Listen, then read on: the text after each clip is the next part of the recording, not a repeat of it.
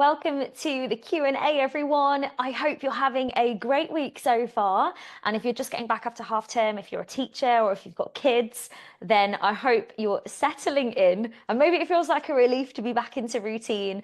I don't know. I don't know about you, but I love being out of routine, like for the first few days. So say if I go away on holiday or something, I really enjoy just that break, that short break.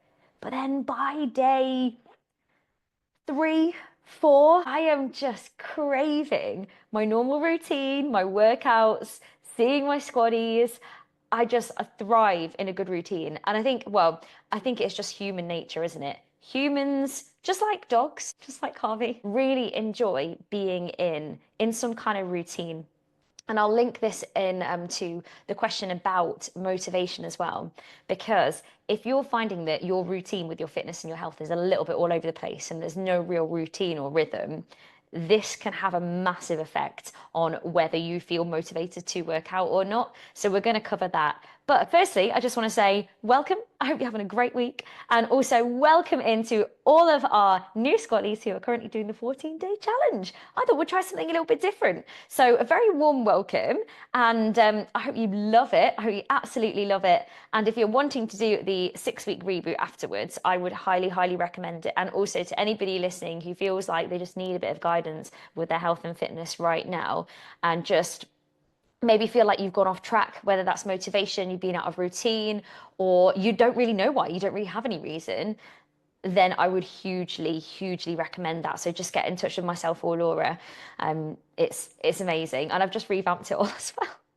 I like spent all of last weekend. I was so engrossed. I don't think I moved for a good like 5 hours, which isn't like me, just revamping the whole area and the course. So yeah, you'll have to do it. It's amazing. It's really good.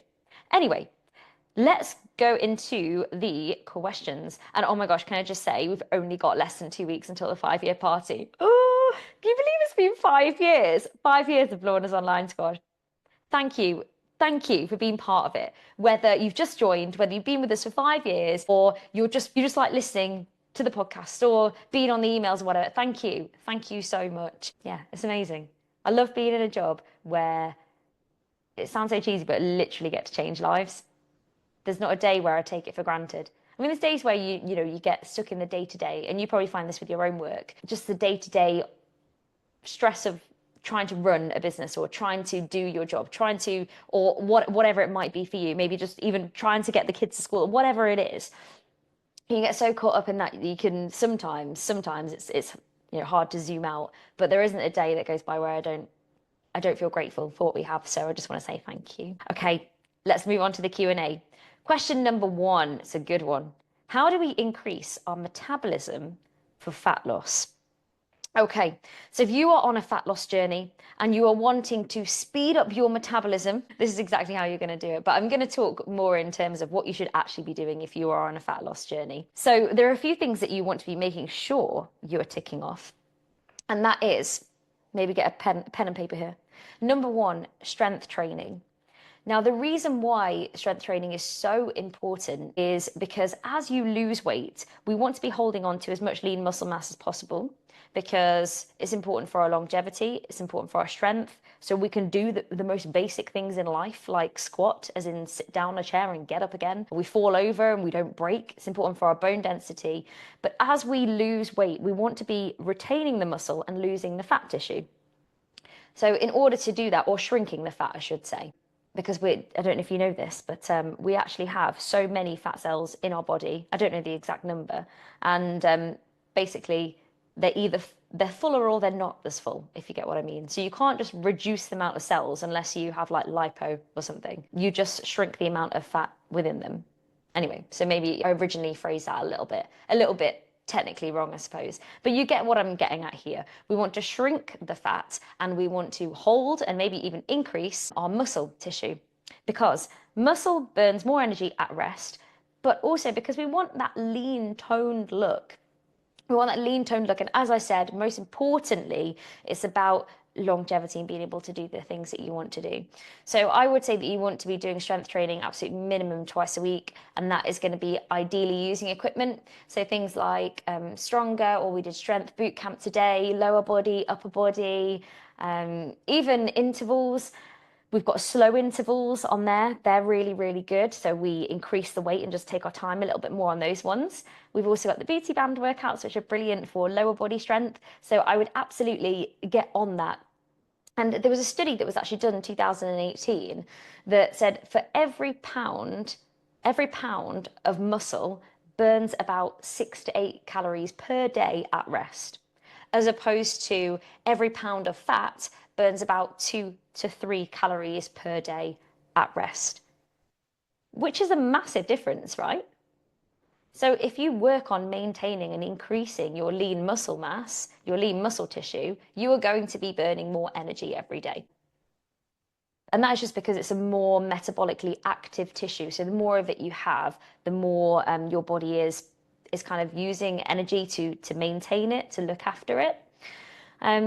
Okay, next one is the now this one is debatable, I think, but because there's not like a massive effect, but the thermic effect of your food. Did you know about this?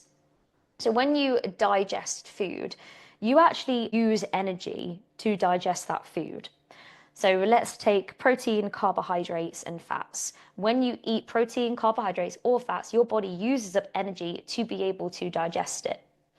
When you eat protein, about digesting protein burns about 15 to 30% of its calories due to the thermic effect of food. So, for example, if you ate 100 calories worth of protein, so 100 calories worth of protein, whatever that protein is, you would burn 15 to 30 calories just digesting that.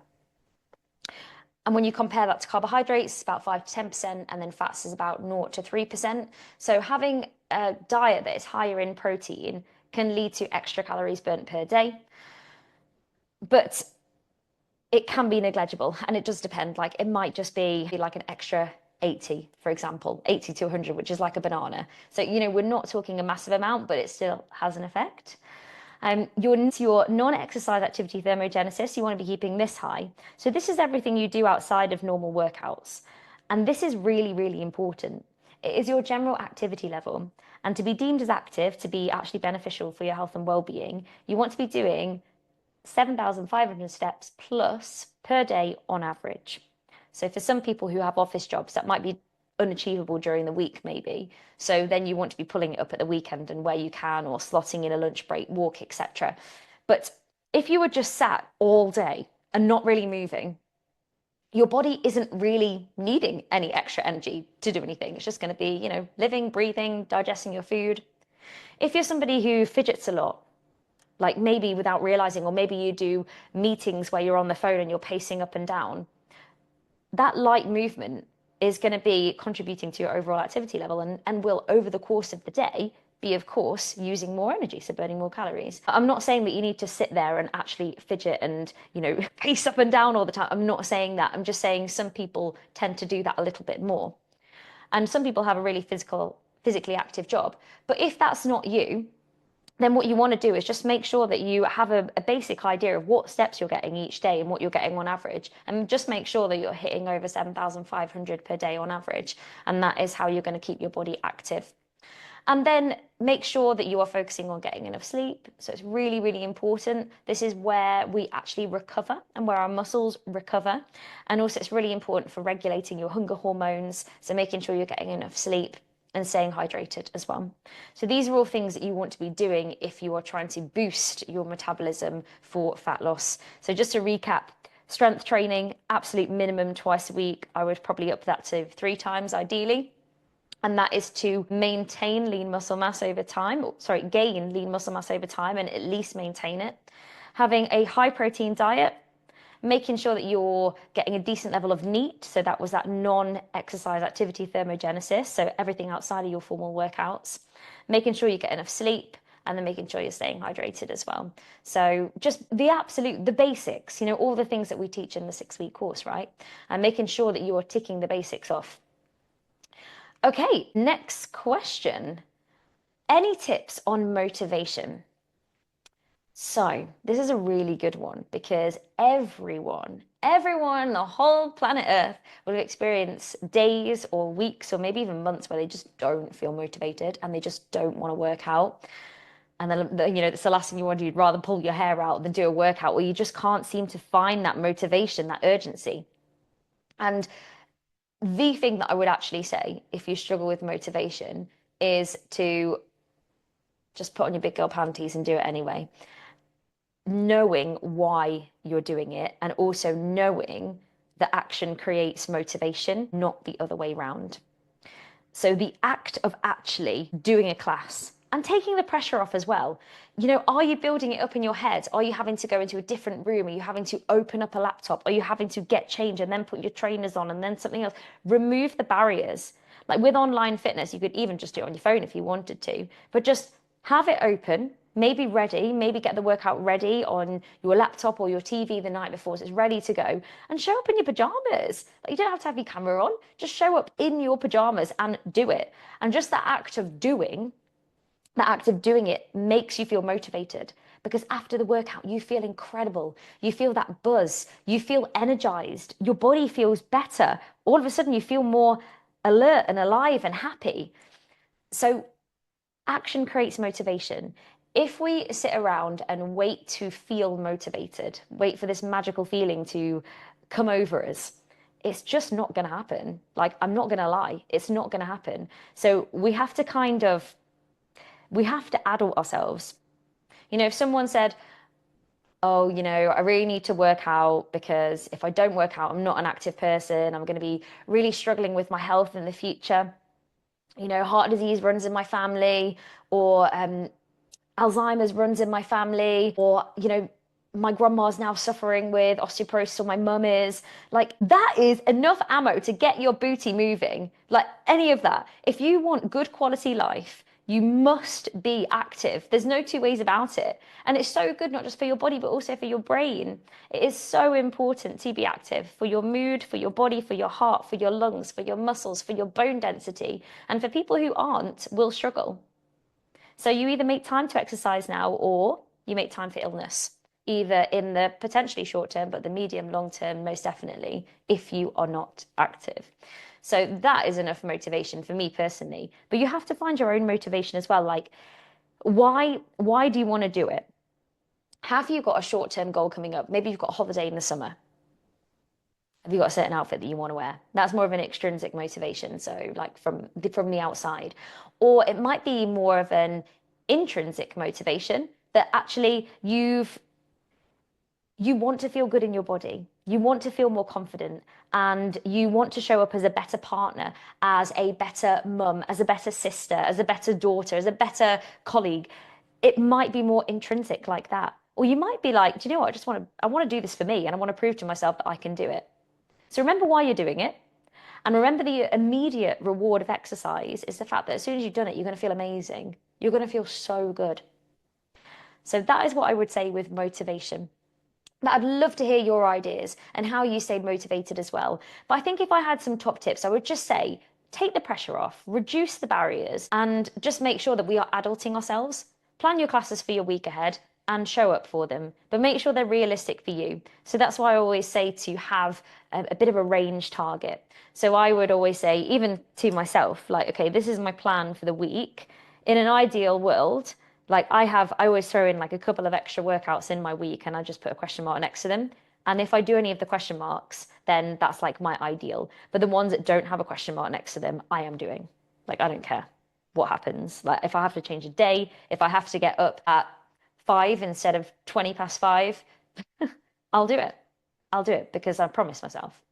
And then that is how you build that. You just rinse and repeat that and it gets easier. 3, how often do you recommend stretching?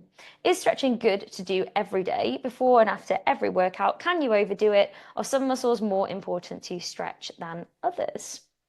Okay, so this is the whole stretching debate is a bit of an old school one. So, you know, when you would see, I don't know, like share aerobics workouts and things like that, and they'd be stretching and doing bouncing stretches before the workout, and then they'd be doing like static stretches at the end. The jury's out on those, like as to how beneficial they are. But it is very important to make sure you're doing stretching and mobility like within your week. But what I'm trying to say is, you know, bouncing on your muscles before they're fully warm, not entirely sure about doing that.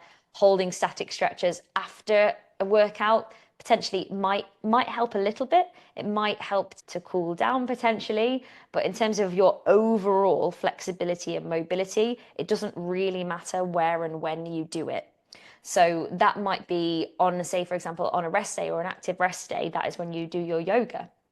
But it doesn't need to be a strict, right, as soon as I finish class, I need to hold a few stretches. It can be a nice way to cool down, but it doesn't have to be exactly then. If you are tight in certain areas, I would say then try and stretch those like daily or every other day to help release them. It doesn't have to be directly before the workout, it doesn't have to be directly after a workout, but I would try and do those. And if you are going to do some type of stretching, like before you do a workout, the best type of stretching to do is like some mobility, so some dynamic stretching where you're moving through stretches to mobilize the body.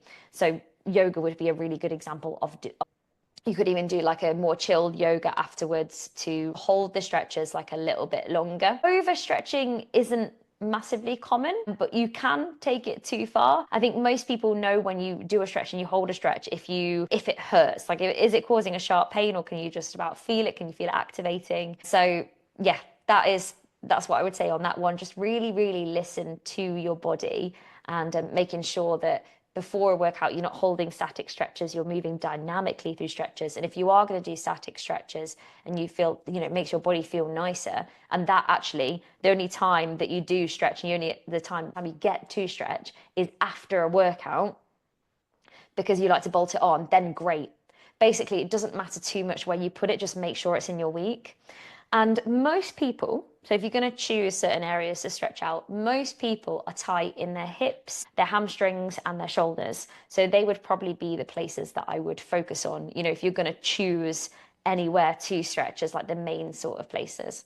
But I hope that helps. So basically, stretching mobility is really, really important to do, but where and when you do it in your week isn't as important. You just need to make sure it's in there somewhere. Any tips on improving wrist strength? I love yoga and Pilates, but I often struggle with my wrists and I need to use my fists rather than my palms to support me when doing the floor work. Also, what are your thoughts on creatine supplements? Okay, so the first question with wrist strength is that's a great thing to do. You know, if you really, really do struggle with your wrists, like being in that real kind of bent back, if you like, that real flex position, going on your fist can really, really help because it straightens the wrist out. So you can go on the flat edge of your fist. And that is something that I would always recommend if you do struggle with your wrists.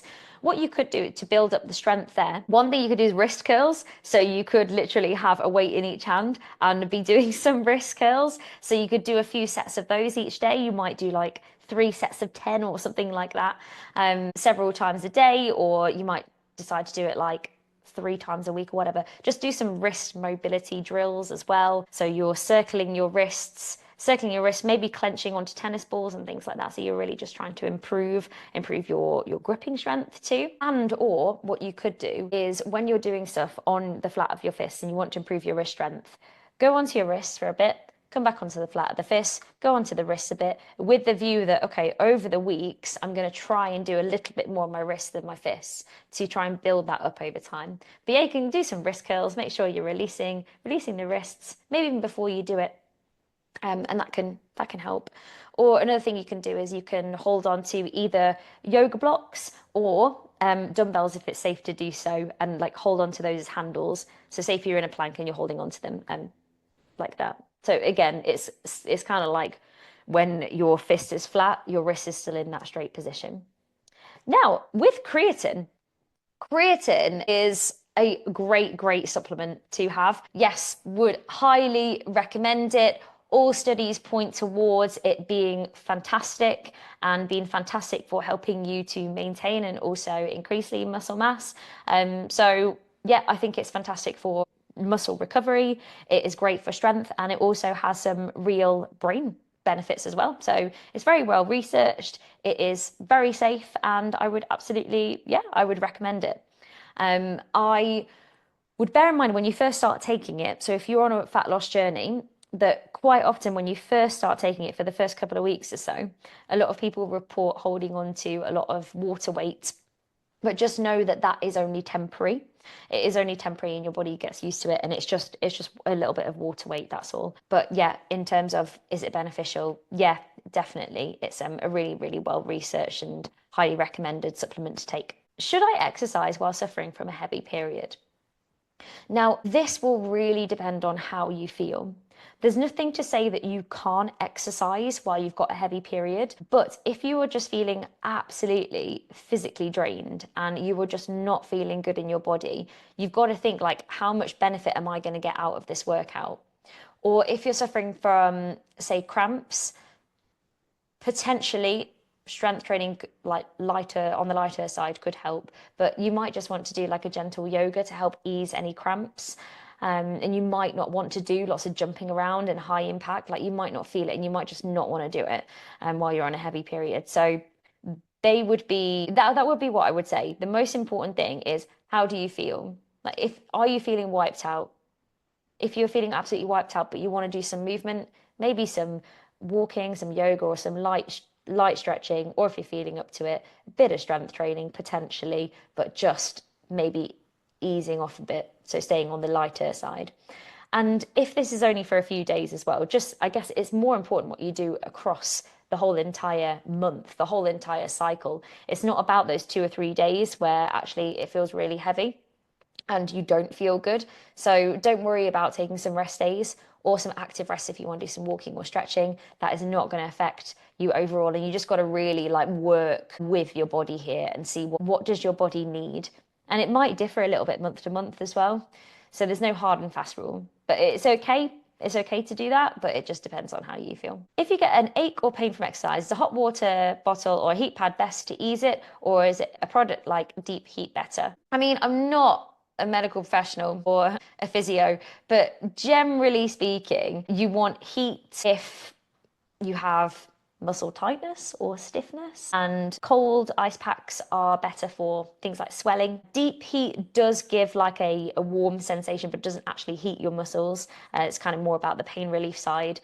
But the best thing you can do for your muscles if they're aching from a workout is just some gentle movement, protein, hydration, and get a good night's sleep.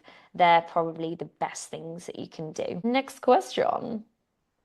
I felt quite anxious this week. What are your top tips for controlling anxiety? So many people struggle with anxiety. There are lots of different ways to combat anxiety, but let's just first kind of think about why we would be in an anxious state.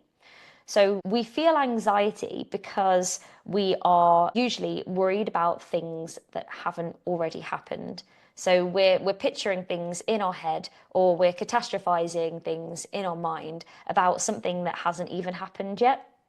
So feeling anxious about a future event, let's say. Maybe you've got a big day coming up at work. Maybe you're worried about what somebody thinks, or it's the worries, isn't it? It's the worries. So because we're catastrophizing what we think might happen or is going to happen, and we're making all these scenarios up in our head, we're living in the future and we're not actually living in the present. So everything to help combat anxiety is bringing it back to the present right now. So, and we all feel anxious. We all feel anxious to different degrees at certain points in time, like myself included, 100%. But the ways that I've managed to deal with it over the years, so I'll tell you what I do personally. It'd be great to hear what you guys do. But one, ask myself this question. If something has already happened and I'm feeling anxious about the outcome of what that thing was, or it's playing on my mind, I ask the question, is it going to matter in 5 years? If it isn't going to matter in 5 years, don't spend 5 minutes worrying about it. So that's a good one. Don't spend any more than 5 minutes worrying about it if it's not going to matter in 5 years. Literally put it in a box and put it away.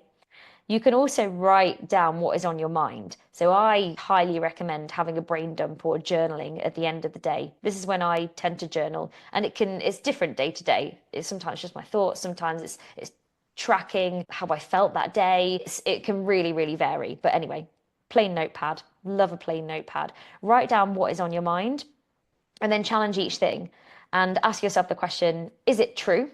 Like, is there any evidence for it? And has it already happened? So is it true?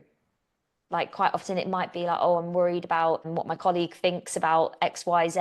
I'm worried about what my partner thought. Da, da, da, da, da. Is it true? Are they actually? I'm worried they might be angry at me. Are they actually? Well, no, there's no evidence for it. So it's not true. There's no evidence. Has it already happened? No, it's not already happened. There's no evidence, and it's not true. Right, let's move on with our lives and be more pragmatic about it as well. So if this does happen, right, okay, then what am I going to do? Right, okay, well, I've got a solution as well then. So you can tackle it there and then. So that's another thing to do. Or if it's in the moment, you need to find ways to bring you back into the present. So take your mind away from the future or maybe sometimes even the past and bring it back into the present. So what can you do right now to bring you into this moment? Pick 5 things in the room and look at them. So look at their colour, take them in. There's one thing. Look at something else. Spend a moment, take it in. So bring yourself into this room, into this space. You can also use box breath. So do a few rounds of breathing in for 4, hold for 4, breathing out for 4, and then holding. Maybe have a look at your caffeine intake. How much are you having? Are you eating? Are you eating well? Are you nourishing your body? Can you get outside for some fresh air? Could you do some yoga? Are you doing any yoga? Could you put that into your week? Maybe bolt it on after a workout if that's the only time you've got time to do yoga. All these things can help just remind you to come back into the present moment. Another thing is to think of the senses. So what can you see, feel, touch, hear right now? Or have a mindful coffee. That's another really good one to do. I like doing that one, where you just make a coffee, make a cup of tea, and if you struggle with it, you can even set a timer. 2 minutes, I'm going to sit down with this. 2 minutes, I'm not going to do anything. You'd be surprised how many people really struggle to do that. But it's a good thing to do, and it brings you into the present, and it helps get out of that anxious state because you're not living in the future anymore. All right. So I went into that one quite deeply, but I hope that helped. I think we can all feel like that sometimes. Which strength classes are good to pair with following a Zumba session? Oh, so if you do Zumba, it means you like your exercise to music. I would do a stronger. I would absolutely do a stronger because then you're going to work your whole entire body and it's still exercise to music as well. So if you like Zumba, you'll like moving to the beat, and that is a really good one to do. We've got other strength workouts though. So you've got booty band, you've got upper, lower body strength, you've got hit with weights. But if you like your Zumba, I think stronger would be the one. How to remember to do classes in between work, etc. Oh, so if you are, say if you're working from home and you're wanting to remind yourself to do your classes, it's hard at the start, but then if you set a certain time on certain days where you do your workouts, then it becomes a heck of a lot easier. Because then that is the time where you do that. So if you're working from home, what you could do, one thing you could do is literally get your phone. You could set an alarm. You could set an alarm in your phone to remind yourself to do the workout. Another thing you could do is you could make a meeting with yourself, or you could bolt it on to something else. And that's quite an easy hack, actually. If you bolt it onto something else, so say like your lunch break, that is where you do your workouts. Whenever you stop for a lunch break, and if you're not stopping for a lunch break already, well, that's already, red flag. Why are you not stopping for a lunch break? 20 minutes. So what, 10 minutes to eat your dinner or whatever. So do it then. Set an alarm in your phone. Make it embedded into your routine. And that's why I always say do it first thing in the morning or do it before you start your working day, because you start on a positive, you feel energized, and that way you've got it in before the day runs away with you. But that is what I would say on that one. And if you've got any other ideas on how you do it and how you remind yourself to do it, then let me know. But another thing, just make sure you're planning your classes in your journal so you've got them there on that day. Right, Monday, what is my workout of the day today? Right, I'm going to follow the live timetable. I'm going to do that. I'm going to do that at 11. Okay, cool. Right, set an alarm on my phone. Tuesday, what am I going to do today? Oh, I'm going to do the holistic because I did that cardio one from the live timetable yesterday. I'm going to set my alarm for 11. Okay, Wednesday, get to Wednesday. What am I going to do? What am I going to do at 11? Do you see what I'm doing here? So just setting the time, make sure you plan your classes in your journal, and maybe put them in your work diary as well as like a meeting. A meeting with yourself. They're things that I would say. And as soon as you get that embedded into your daily routine, like you'll feel weird when you don't do it 100%. You don't seem to drink during the workouts, any of them. I'm getting through 300 mil and then finishing the rest after. Should I hydrate first? Wait till I finished? Each to their own. It is completely up to you. So I tend to hydrate before and after, and sometimes during. So the classes are only 20 minutes long. So me personally, I don't need to drink water during the class, but it depends. Like some people do, and some people will want to. So you've got to do what works for you. One thing I wouldn't be doing is I wouldn't be drinking gallons and gallons and gallons during a workout because then it might feel a little bit uncomfortable. It might not sit nice on the tummy, but little sips throughout your workout, totally fine, or in between, hydrate before, after. I mean, really, it's all about your hydration over the day. And if you're going to be doing a longer workout, then of course taking water. So an example I can use for myself, and obviously it depends on you. It's such an individual thing, really. But I will go on a run for an hour and I won't take any water with me. But if it's a really hot day, I will take some water with me. I'll take my camel pack. If I'm going any further than that, I will take some water with me. And probably like if I'm working up to an hour and a quarter, an hour and a half. So when I was thinking of like my marathon training things, I'd be taking food as well. But it just depends on you. It depends on the person. So there's no right or wrong. So do whatever works for you. Which are the two best exercises to do for general well-being? Ooh, this is a really good question. So if I had to, I mean, I would say you need a mixture, strength training, cardio training, and holistic. You need to be doing all of them because strength for your muscles, and cardio for your heart and for your lung health, and then your holistic stuff. And what we mean when we say that is we mean like Pilates, yoga, stretching, really important for your mobility and for your core strength. So and for your mind body connection, of course. So to choose two is really hard. Okay. General well being, though, I would say, can I choose three, please? I would say you need some form of strength training, 100%. So something like stronger would be really highly recommended, or even like the boot camp we did this morning, strength boot camp, or hit with weights, or anything where you're using some sort of resistance. I would say number one, walking is one of the best things you can do for your well-being. But I'm just going to presume that we're already walking, that sort of one. And the other thing is I'd probably choose something like Pilates to work your core strength and for your mobility. But I would say the thing that you would be lacking if you just did walking and strength and the Pilates, I know that's three, you'd be lacking anything that is really going to work your heart a little bit harder. So I would be looking at more intense cardio for that and maybe doing some yoga if you enjoy that kind of thing. Although Pilates has practiced quite a lot of mobility already anyway, but that is what I would say. When I'm doing crunches, it seems like I strain my neck and then I have to stop due to the pain. How can I stop doing this? So it sounds like your form might be a little bit out.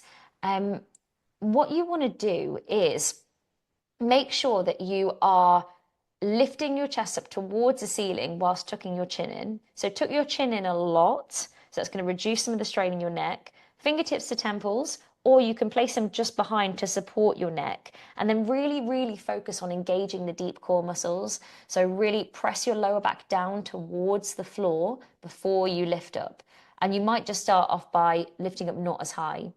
Notice where your eyes are looking. Are they looking up at the ceiling or are they looking towards your knees or your thighs? So you want to be looking down towards your knees and your thighs. A lot of people who really struggle with the neck, it's sometimes because they're looking up at the ceiling. And quite often as well is because they're not engaging their deep core muscles. So really think about drawing the navel in towards the spine. Think about pressing your lower back down towards the ground. And you might want to do some alternatives like dead bugs or the plank or things like that, or toe taps to work your deep core muscles if you really do struggle with that, or to help you engage your deep core first before then going on to crunches. So you might want to do different things like that. Sometimes it can be due to lack of strength in our neck muscles, and sometimes it can be due to the fact that our core isn't as strong, so we're putting more strain through our neck or kind of tensing up in that area potentially.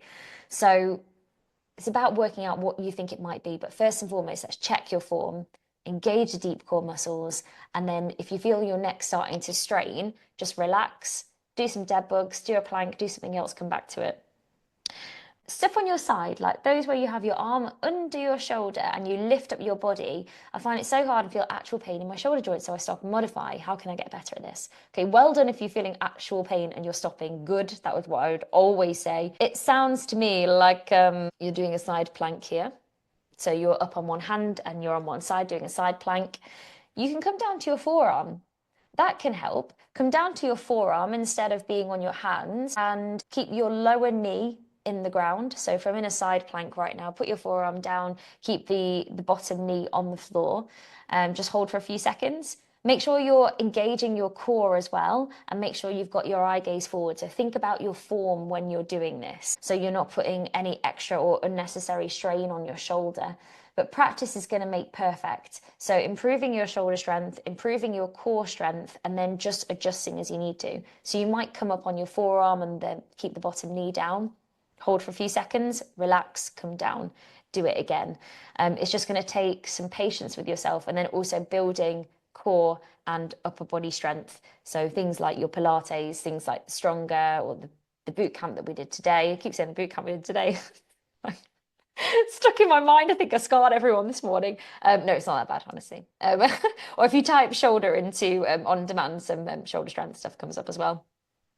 I think that's it for the Q&A team.